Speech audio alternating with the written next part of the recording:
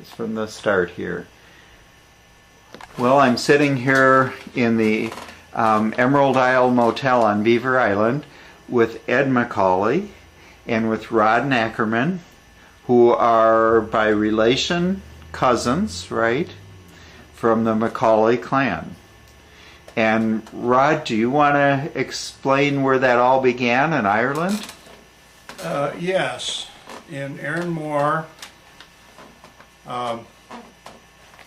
Black Pete McCauley,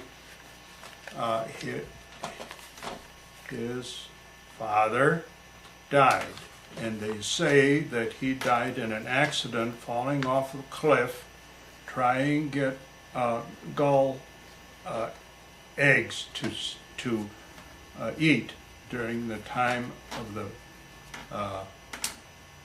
famine from the English,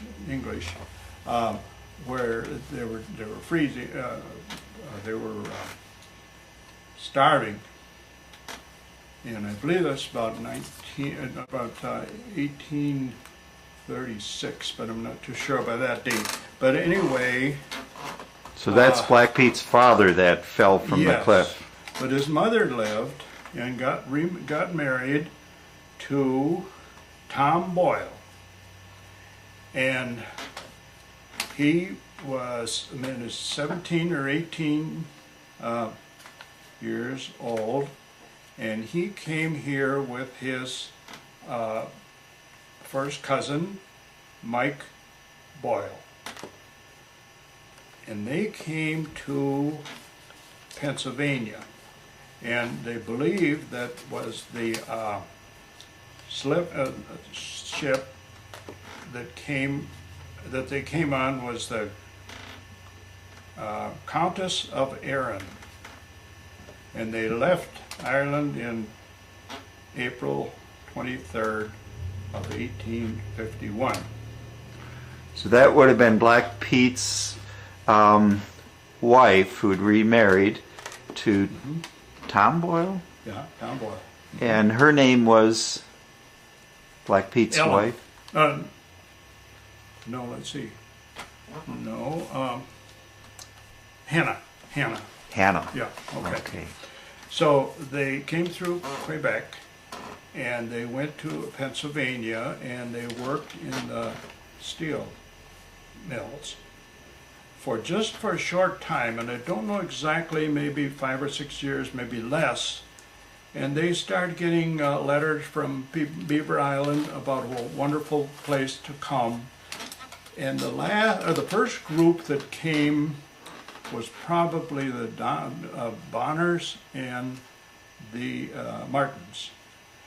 Then there was a small group came, and then this group from Pennsylvania, they moved to Beaver Island. They had all the Bonners and had come from Erinmore too. Come, and the cousin also came too, and Dan Boyle. His name was Dan Boyle, and he came. It was his cousin, and they came together, and they settled on the island. Now, Black Pete and Ellen, at that time he is married, and he has lived to settle in Norwood. To Nomad at the other end of the island. There was a little village there. It had a church and a post office, and there was a mill there. Now, Peter was not a millman, he was a fisherman. And he and his brother had a fishing boat, and that's where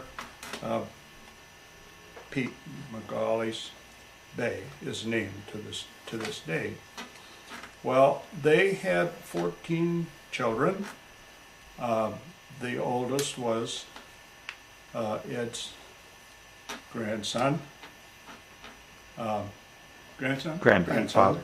Grandfather, and he's the one that died, that drowned on the dock just across from the hotel. And that was Ed McCauley, whom we talked about in your tape. Yes. And He was a fisherman. then you tell what your name. Well, yeah, he already has it on okay. a tape, but yeah. I was trying to come up with the name of the boat. What was the name of the boat that they was fishing off of? Or the partner? I don't know that name. Because there was a partnership.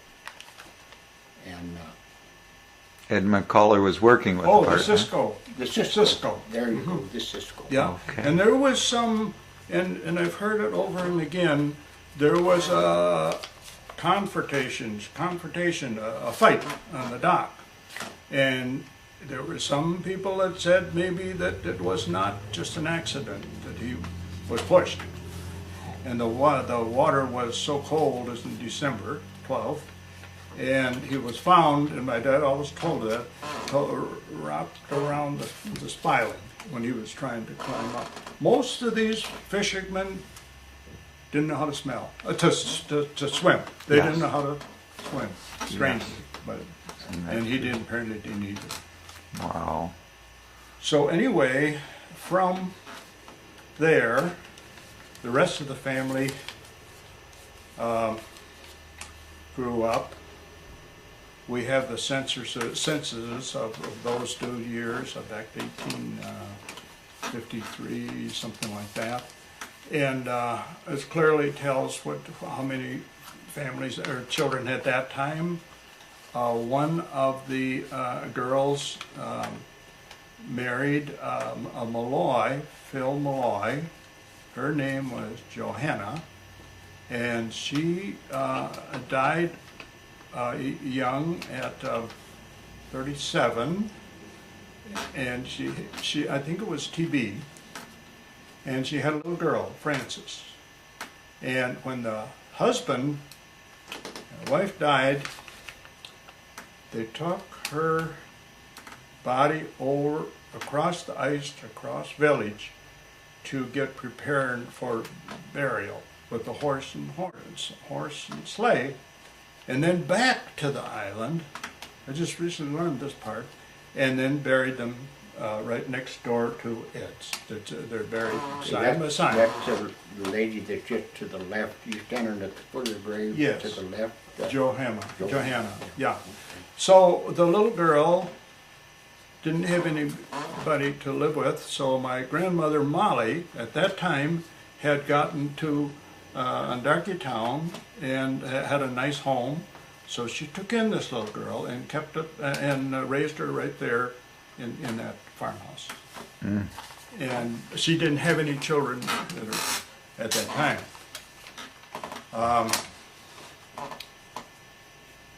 Now, if we 12 of the Macaulays all left the island and went to the Manistee, and those towns, and some of them were quite wealthy afterwards. They had one of the girls, her name was Kate Beeble, and her husband had a Ford agency, and his wife had a trucking company. So they became very healthy and good health, and had a lot of money. Now, all the ones after Black Pete moved from Nomad, came down to Darky Town to live with Molly, and her husband was Fred Nackerman. That couple they met in Elk Rapids, where Fred was a bricklayer. For many years, about 20 years or more, he would come to the island, and then in the spring he would go to other parts to do his trade as a bricklayer. There was nobody on the island that did bricks, But my grandmother wanted to be a farmer, so she hired several people to plow the crop, and she rode potatoes. She had a horse and a lot of cows and pigs and turkeys and chickens. And my grandfather didn't want anything to do with farming, but he would come in the spring or in the fall, and he would cut wood, and he would snare rabbits, and when the baby came along in 1906, that would be, her name was Frank. That was their only child. But the peculiar thing is that they were married for 21 years before he was born. Mm. They were married in 1881. I have my grandmother's ring still. Mm. Now, they lived together in the farmhouse, and my dad, Frank, was married to Grace, who met in Pontiac. They were married in Pontiac. What was Grace's maiden name? Her name was Campbell. Campbell. And he was another a lumberman from the UP. They had a large family too. And my grandfather, Campbell, thought that Grace was completely out of her mind to go to a place like Beaver Island, with no water, no electricity. We didn't have the electricity until 1940. And I remember watching them string the wires along Darky Town Road. Can I ask a question here? Oh, certainly. Just out of curiosity. We were talking about your dad taking you up to lumber camps in Newberry as a son. And I'm wondering if your dad, Ed, by any chance had any contact with Frank and Grace. No, Dad just moved himself away from all of the family, other than his sister that lived in Sheboygan, and she was married to Chuck Abernathy. And now, because Chuck played guitar, and he worked very diligently all the time, but he was also a boozer. Mm-hmm. But he could, and Dad they related with each other, and that was Dad's sister's husband. And how do you name that name? It's not Oral. Oral? Dad's name? It is. Ural. Ural. Uriel, which is my middle name. Yes, and his descendants come to the island too. At one time, there was a bunch of them came to visit at one time. So Ural didn't have anything to do with Frank and Grace. Or to Beaver Island, no. To Beaver Island, I mean, it was just a taboo to him. Mm-hmm. But my dad knew, he did some genealogy, and she knew of all of these people. She knew them all, and she wrote letters. And I've got a lot of letters that came from the cousins. Oh. They most lived in the after the adult people lived in the lumber camps. Now my dad Frank was born in 1906, and Grace was born in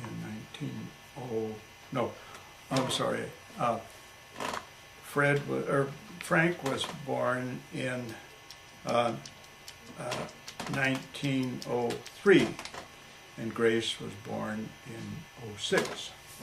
And they lived in the farmhouse with Molly and Fred together. Okay. And I was born in February 1930 in a blazing, terrible blizzard. And they had some trouble with me being born, so they got the neighbor with a horse. We didn't have a car, of course, it was wintertime, my neighbor went over with a horse and cutter to get the nurse from town. And then they still couldn't get him going, so they called the midwife from up in Darkytown Road. And she came, and between the three of them, they finally got me born because they had a large head. So anyway, there was 4 of us came along then, and we lived in the farmhouse for the first 9 years, and then my dad, Frank, he just had odd jobs. He was a supervisor, and he was the treasurer and jobs like that. And he ran an ice cream job for a while and sold ice cream down in the main part of the town. In 1939, my dad wrote to the government, the post office. There was an opening for a postmaster, and it was pretty hard, pretty tough getting the job. There was a woman and there was a veteran, and they were competing for this job. But my dad was always very literate, and he knew all writing and very read, and he was good at figures and all things. And he also had some political pull, and he got the job in 1939. Well, then, living in the farmhouse, he had no way to get to town in the wintertime. And for a while, he was planning to walk across Font Lake to go to work, but that wasn't very practical. So they moved to town, and we went to school in McKinley School in 1939, and we would rent houses around, and we had about 4 or 5 dormant houses we rented, and then some of them were pretty bad too. They were pretty cold, I remember. And then school was out and the weather was good, we'd go back up and stay in the farmhouse, because by that time my grandparents had passed away, and they'd stay there all the summer up there. Okay. And all my sisters and I graduated from McKinley School right up the road here. And we all promptly left the island and settled in the Detroit area. Now, was that by choice? Did your parents encourage you to do that, or? I hadn't left the island at all until I was 16, not even once. And when I was 16, I went down with some other relatives to see the big city, and I liked the big city. And that was Pontiac, not much of a city, but I was charmed by it, and I finished high school when I was 17. I just turned 17, and I left home because there were no jobs here. Most of the fellows my age would work on the ore boats, that were coming out of Lake Superior. But I didn't like boats, and I was very seasick, and I wasn't set up for being on working on a boat. So I went to Pontiac, and that's probably about all you want to know about, isn't it? Well, I'm kind of curious about those cold days in the winter growing up as a boy on the island. Well, the farmhouse had no insulation. We had two stoves, one in the kitchen and one in the living room. But the living room didn't do very well, and we would put a blanket up. Maybe you've seen that, but blankets across, and then we would sleep only in the lower. We'd all sleep we didn't use the upstairs during the winter, and the pump would be froze. My dad would thaw it up, and get it going. How would he do that? Well, he'd have to first get the fire going in the morning with kindling. You had plenty of wood and plenty of kindling, and that little stove the tea kettle was on the stove, and it would freeze. It'd be froze. That's how cold it was. And my dad would get it going and have her with food, mostly eat oatmeal, and we'd get up. The sisters would get up and have breakfast, and then we would go off to school to walk to Sunnyside on the highway, on the highway road. It's just about a mile and a half for a walk. But sometimes the snow would be so thick, we would walk on the top of the snow posts, on the fence posts. We could walk across them. There was that much snow. Wow. And they didn't even try to get cars through it, not till spring. Now they could on the Kings Highway, they did. They kept it cleared as best as they could. But those other roads, they didn't open them at all. Mm-hmm. So we walked to church, we walked to school, we walked everywhere, and which was good for us, I think, because, we were pretty healthy. Mm-hmm. Mm-hmm. What was church like then? You can talk about the priest? Yes, there were several. Father Bordeaux, Father Norbecker, and Father Fox. I didn't know them real well, but I was a small kid. And they would come to the school and give us, teach catechism and things like that. Now the nuns had to actually come to the school. The priests would come to the... yes, on special days, yeah. But the nuns did the teaching, and they lived up there where the rectory is by the cemetery there. They would walk across the fields to get the firework in the school before the children came, or else they would hire somebody to get the fire going. They were regular wood service stoves, but they were round and they had a shelter all around it so you wouldn't get burned. It had like a shell around them. And it was just two rooms, and we all, the whole eighth grade, were all in the same room.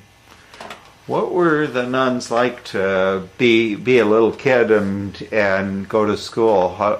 Were they strict? Were they? They were pretty strict, yes. But I remember that I had a hard time learning, even then with numbers.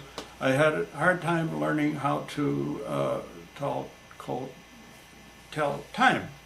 And so they took the nuns over after school. They took me over, then another boy, and we took us over to teach them how to learn how to tell time, how to time. Most of the kids were farmer boys. Some of them had walked a long ways. One family up on Fox Lake, there were about 7 miles they had to walk. That family, the whole family. Amazing how they did it. Do you know which family that was? Yes.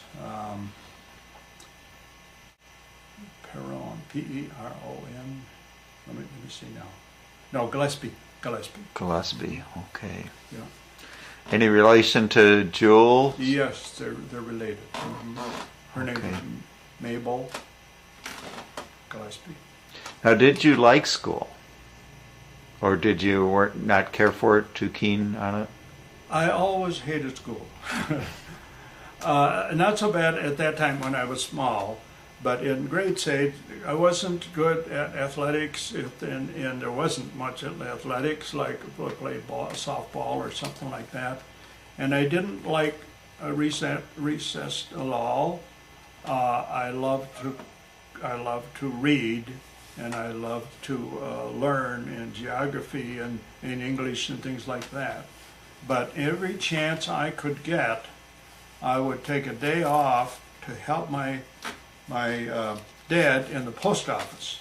If he get a big load of mail on the plane, it'd come on the ice, you know, and I would go out with the plane and help them load it, and there's a picture of that in the airport up there with myself and young James Gallagher, and loading a big load of that's when I was 15. So I just loved to take a day off and work in the post office. Mm-hmm. No, I wasn't much of a scholar, I guess, but they drummed it into us, and we learned a lot about you know, how to write, and we didn't have any science, and we had nothing. There were some courses we didn't have. Mm-hmm. What courses did you have that you remember? What they taught you how writing and? Well, yes, and they taught us religion. We always had religion. In the public school? Oh yeah, then we could. Yeah, It's strange. They were nuns in the public school, and that was we had every morning we'd have religion, math, simple up as far as geometry and algebra. Had a little trouble with that. We had typing. I couldn't do typing very good, still to this day. What else? But a lot about English and a lot of literature we did, and we were in poetry, things like that. A lot of. Do you remember any favorite books that you, from that time, that you enjoyed? Oh, let's see, Huck Finn and Tom. Huck Finn and. Those kind. Anything about any geography, because I was very much interested in the world, and the geography and stuff like, and history too. I like both of those. And to this day, till today, I always love to travel all over the world. Fortunately, I got to do a lot of traveling, 26 countries, and all the province of Canada. Drove to Alaska. I was there before I met Ed. I was out there 6 or 7 times, and I drove twice with the Alaska highway with my little truck. Now, did you compare notes, Ed, with Rod on your time? Would you have been up in Canada or Alaska the same time? Possibly. I think so. I was there from, well, let's call it 80 to 94. I was 88, 89. Okay, I was there. Yeah.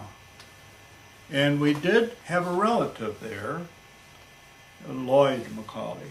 And he lived, after he got out of the Coast Guard, he stayed in Alaska, and we went to visit him. He would be a cousin of yours, too. No, did you know that? Did you know that? No, he never Okay. met him. And he lived his whole life until he died just recently, 3 or 4 years ago. Well, I've got to take you back to, as a young boy on the island, besides school, what about play? Who were your playmates and what would you do for fun? Well, I liked hunting, duck hunting. I had a boat on Font Lake. We lived on Font Lake at that time, and still do. I liked, let's see, hiking, traveling in the woods. I like ice fishing in the winter time. After school, I had a shanty. I built my own shanty. First thing I ever built in my life, a little shanty, nice with a nice little warm stove in there.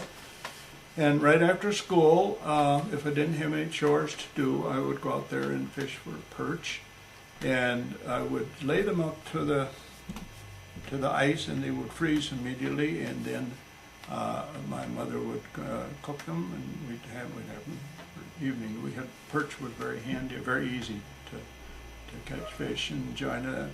I guess you might say I didn't have enough to do. I didn't have a lot of hobbies. I did, for many years, I collected book matches, the folding matches, and I put them on the in a book like, and collect those from different places that people would mail them to and everything. I spent a lot of time on that. Almost like a stamp collection, only with different book matches. Who were your friends that you? Well, my one best closest friend was Billy Gallagher, and this is the same families that live here in the island, the Boweries. That's those were the people that had the only telephone in town. And a person would have to come there to make the calls, or if we received any calls, either I or my friend Billy, we'd have to go and get the person and bring it back to get the telephone. And we did hung around a lot. We played pool at the Coast Guard because my friend was a Coast Guard chief. And we were able to play pool. Most of the other kids didn't do that because he was a Coast Guard. And my other friend was George Van Urkel. And the three of us ran together a lot and hunted and things like that. Billy was coming one day after I got a little older. He was hunting, and he had a flat bed truck in front of the post office. He was two shot dugs on the truck, and he pulled one off, and they were old-fashioned. You've seen this with these. They had a hammer was like this. They were very old, and he pulled one off the truck, and it fired, and it blew a hole in his stomach. And he was only 16. He died almost right away afterwards. It was awful sad. Wow. And my other good friend was a Perry Gatliff, and the Gatliff families are still here. We had dogs, and we would hunt hook up our dogs and run them across in ice. And one day, we had his dog. My dog wasn't with me that day, and we were hooked up to the dog and coming along fine behind where the old meat market used to be, and we fell in together. They had cut ice and didn't mark it very good, and we went right down in. Well, I couldn't swim, and Perry got up, scampered up, and the sled was built of wood. And it floated, and the dog was getting upset, and he was trying to get out into the ice. We were in pretty deep water right there. So the dog finally got up, and the sled floated, and I grabbed onto the bed, and the dog saved my life, pulled me out. Otherwise, I'd been there yet. Wow.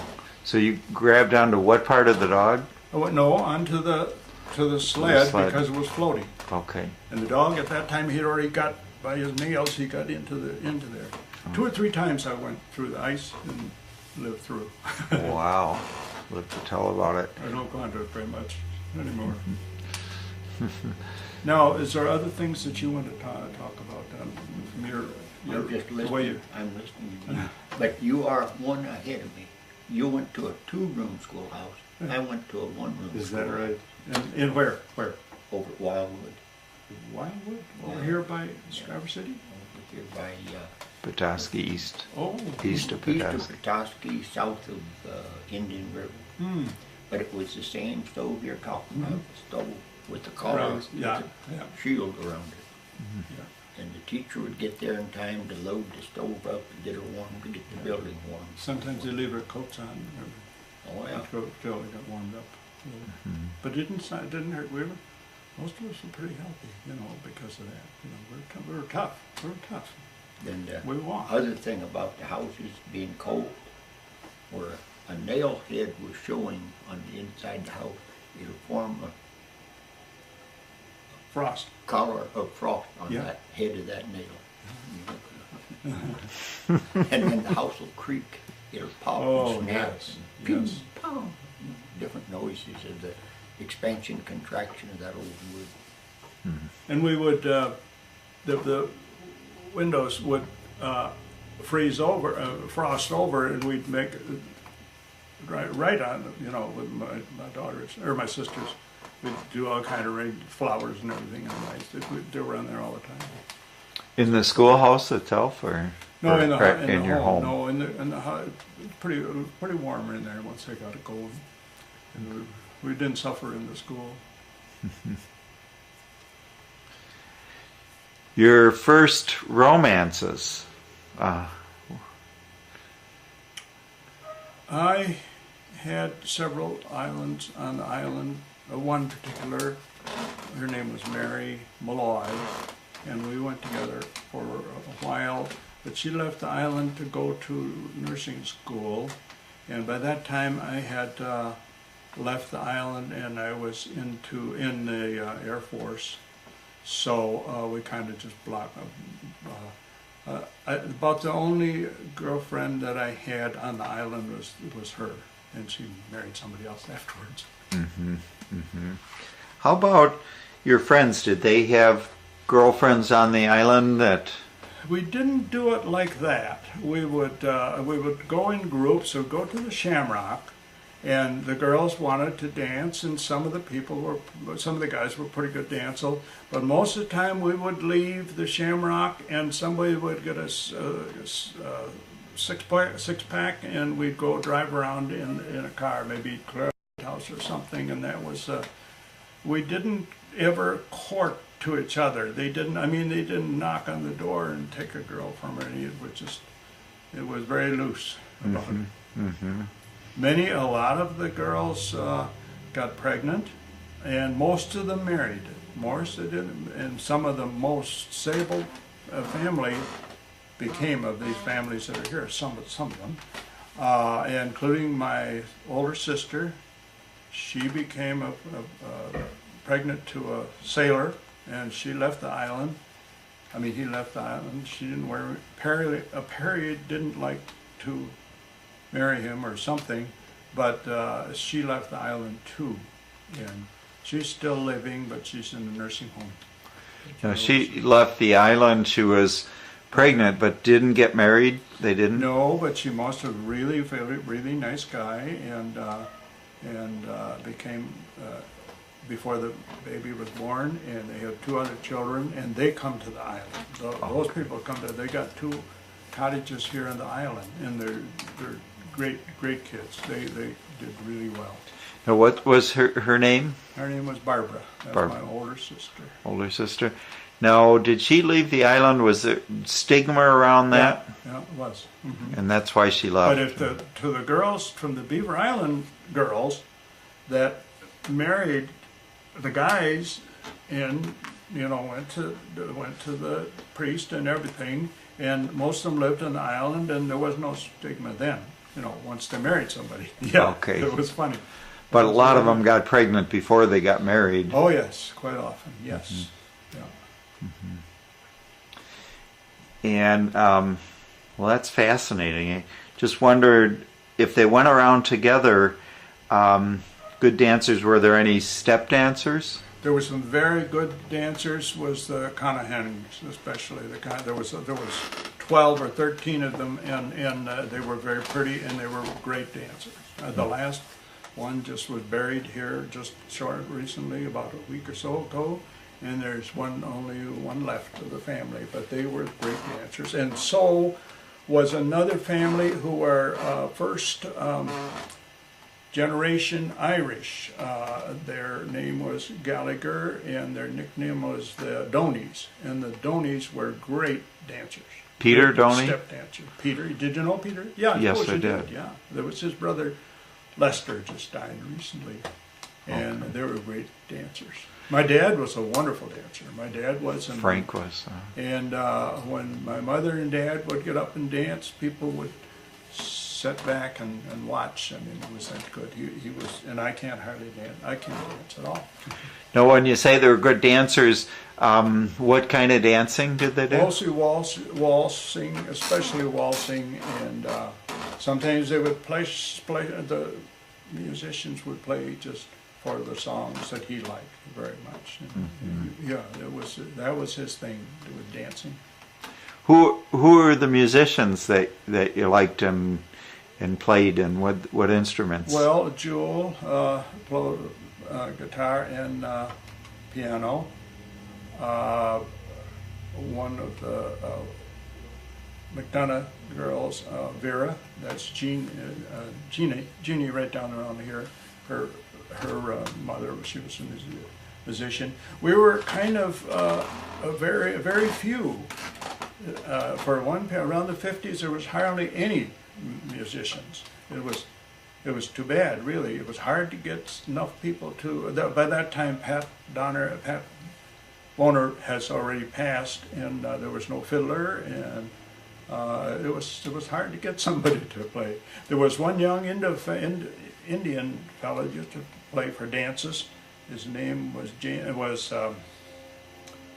let's see, Harvey. No, I can't think of his name now, but he had stiff leg, and he was a guitar player, and he would play for dancers. Now, how were the relations between the Indians and the whites? Were they separated in any respect? They were separated, and that's kind of a shame that it was. It seems like we had to have somebody to pick on. You know, we didn't have any black people, so they were segregated in the Shamrock. They had a special room for them, or way in the back. They had to be separate there. Even in church, the first 3 pews were for Indians down there. I would say we wasn't crew really, but we didn't treat them very well. I don't think. My dad loved the Indians very much.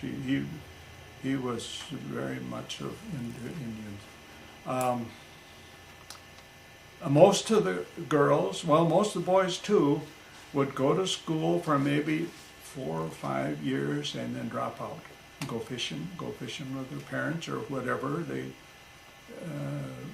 I don't even know of more than 2 or 3 in those times that graduated. I don't think anybody around that time in more years now, you know, in more. Yeah, I think we treated them pretty badly. I think so. Yeah. Most of the Indian girls, you said, would drop out, or most of the girls in general? Both of them. Okay. I got a question for you. I know that one part of the island had the hayseeders. Yeah. And one part had the fish chokers. Could you describe those 2 groups and how they got along or didn't? Well, most of the people in town had a little more money. The businessmen, the Lafreniers, the McDonoughs, and 2 or 3 families. So they were what we considered as rich. Not rich, but just well-to-do.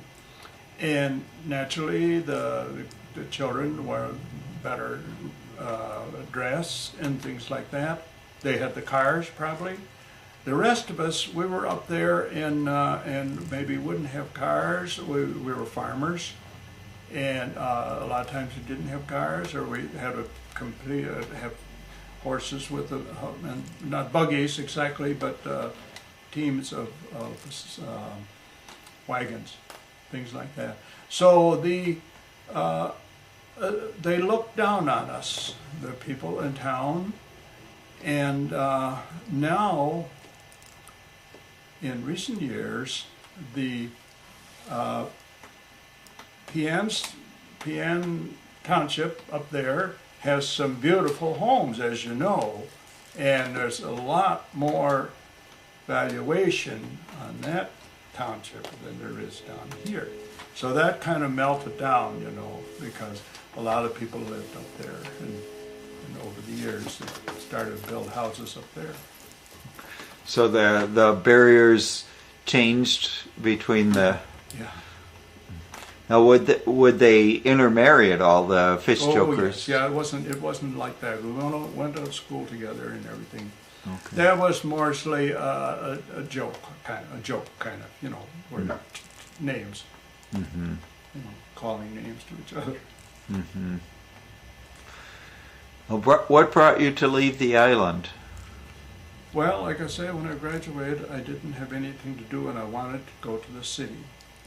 So my grandparents in Pontiac lived there, and I was allowed to go there and stay for one year. And then I got a job in a gas station for about 3 years or something, drove a wrecker, things like that.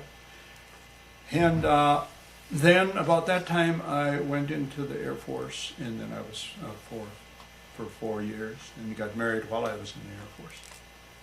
Okay. So I stayed right there, right in that area, the rest of the time. Now I what- always came up every year, except 1 year. We had 2 babies 1 year, and we couldn't come to the island. But we didn't have money to go other places, trips or anything like that. So we always, every year, went to the farmhouse, every year. And because of that, my children and grandchildren love the island. They still, every one of them, they love the island because they grew up there. They practically grew up there. Mm-hmm. They have the attachment to the island. Some are relatives too. Some of that are coming now. I just saw Bridget the other day, your cousin. Oh, yeah, they come back and they're in a diving group. They do. Now, do you communicate with Bridget at all? Have you? Oh, yeah. Well, somewhat. They live just north of Grand Rapids a little bit, or suburb of Grand Rapids. I'm in Arizona, so we don't really. Now, my sister that lives just south of Grand Rapids, at Door, we communicate by telephone. And what's her name? Rita. Rita. Rita. Do you know Rita? I met her when they had a little reunion there in the island. And there's 2 Ritas. There was another aunt with the same name, Rita, and she used to write my dad long, beautiful letters, and we have those. Although I don't know if we ever met her, but we did eventually meet, and they were thrilled to read those letters. Well, I got to ask this. How does it feel to you to meet Rod and Well, I think it's great. Yeah, I do too. To know that there is a relative of The connection, yes. a blood connection. Mhm. When people say to me, I don't say that our cousin, we say we have the great-grandfather, the same great-grandfather, Black Pete. Mhm. Really, I don't know how many degrees of cousins we are apart. I don't think know it's how to about figure that. 4th, maybe 5th. 4th, 5th cousin, something like that. Mhm. But we're When this Rita, they used to live at one time before when they were, after they'd left the island here, they lived at Fayette, Yes. Oh. which is now State Park. Ghost Town State Park. You should go there. It's a fascinating town. It is. I have been there, and I Have you been there? just wondered that Rita. Did you know her very? Oh, I knew her. Yeah, Aunt Rita and Uncle Chuck, they were our closest because Dad would associate with Uncle Chuck. Matter of fact, they played music together. Dad played harmonica Oh, very well. oh, really? And you wouldn't think it to look at him and so on, but hey, he could play Turkey in a Straw, Little Brown Jug, Irish Washerwoman, all those tunes. He could just blow it out. Now, Oh, before his grandfather died, before he drowned, he lived in Fayette, and he fished out of there. oh, Ed. Ed did. That was before he came over here. Yes, yes. Okay. So that's kind of how Rita and The whole family lived there. And Chuck, was it? Rita and Chuck. Chuck? And their daughter was Charlene, Okay. just one girl. So do you remember Fayette at No, I that was time? never there You other never- than a couple of years ago. Okay. No, I didn't. So your dad didn't Yeah, take see, you they there? lived at Fayette at it must have been what, in the 20s? No, he was dying. Ed lived. See, He was born on 12/12/12 in 1912, so it must have been before that he fished out of there. And then he went to Gull Island, no, High Island. He fished when Ed drowned. Michael McCann that day was going out with the fish tug and learned about it, and he took the wife from High Island and brought her the 7 children back here because they didn't know where to go. And so my grandmother Molly in the farmhouse kept them over the winter and took care of them till they left the island. Oh. And then Grandma, Ed's wife, went to Sac Bay. Went over to Sac Bay there on Garden Island, or Garden Peninsula. Garden Peninsula, yeah. Oh, okay. And she spent the rest of her life over there. Hmm. And is buried over there. She is. Now, were any of them involved in would they mine there, the stone there in Fayette? No, I think at that time, see, that was only operational during the Civil War. I don't really Yeah, know. I'm pretty sure Civil War might have went up to World War I, but they shut her down. I went through all the seminaries there, cemeteries, and I did find his relatives in Garden, but they were more recent. I mean, recent burials. Hmm. When did your mother die? Your mother died. My mother, Yeah. 77. So, yeah, I thought it was more recent, but I did the cemeteries there are very much overgrown, and I thought maybe that I'd find some of the relatives, but I didn't. There weren't very many people buried there. They're at Garden, Yeah. the village of Garden, just out from their ways is a cemetery, and that my uncle's there, Uncle Hubert's there, Uh-huh. and Grandma Green and Colin Green, all 3 of them side by side there. And I couldn't find them, but I knew what they were looking for. So you've been to their graves Yeah. then? And I have been to Peter Brett McCauley and Ellen, wife, in is it Gladstone? No, Fayette, I thought, not No. Fayette, not Escanaba. Gladstone, I think is. it's just before you get to Gladstone. Manistee. Manistee. Yes, and I've got a map, and I've visited them quite often. It's easy to find. That's where Ed, Yeah, excuse your me. grandfather? That would be my great-grandfather. Okay, I'll stop this right now here.